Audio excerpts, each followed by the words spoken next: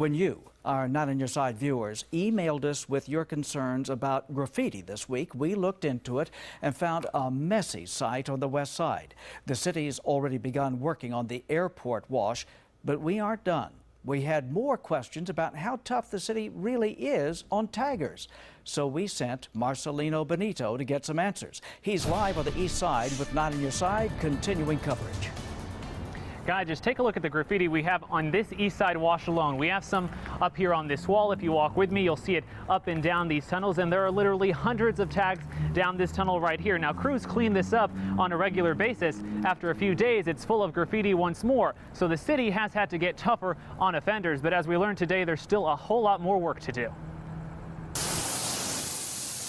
That's the sound of graffiti crews hard at work cleaning up someone else's mess. We remove like from 4,500 to probably 5,000 graffiti a month. The cost to you, the Tucson taxpayer, more than $1 million a year.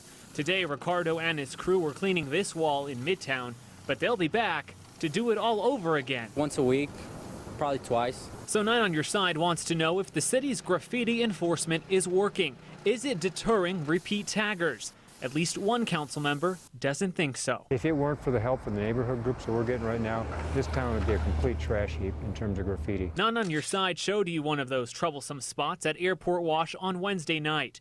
Graffiti tags are so widespread, even volunteers are having trouble keeping up. We went to the city prosecutor's office for answers. They could not go on camera today, but they tell Not On Your Side in the last year they've cracked down with tougher standards. Repeat offenders can now face up to 180 days in jail, 36 months probation, and $2,500 in fines. This set of plea guidelines was presented to mayor and council on May 8th. But Kozaczek says they should be even tougher. The court can't be the bottleneck or the weak link in this system, though.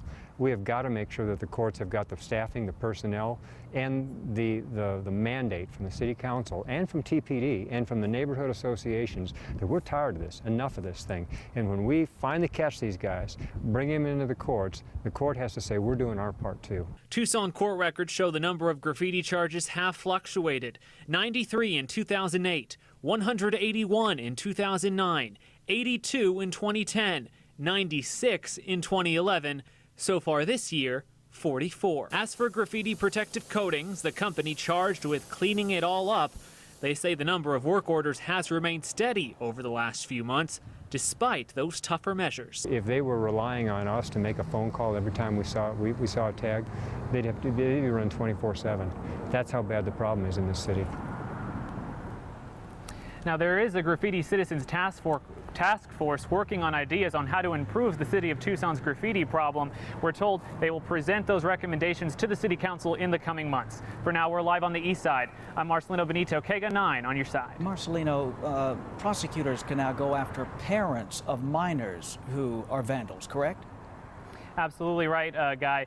The city council passed this. It was the latest enforcement tactic they tried. Councilman Steve Kozaczek says it's been pretty effective, but the problem they're finding now is that most vandals are over the age of 18, so they need to come up with more ideas to target those offenders. Yeah. Wouldn't it be nice if we could spend our time on other things?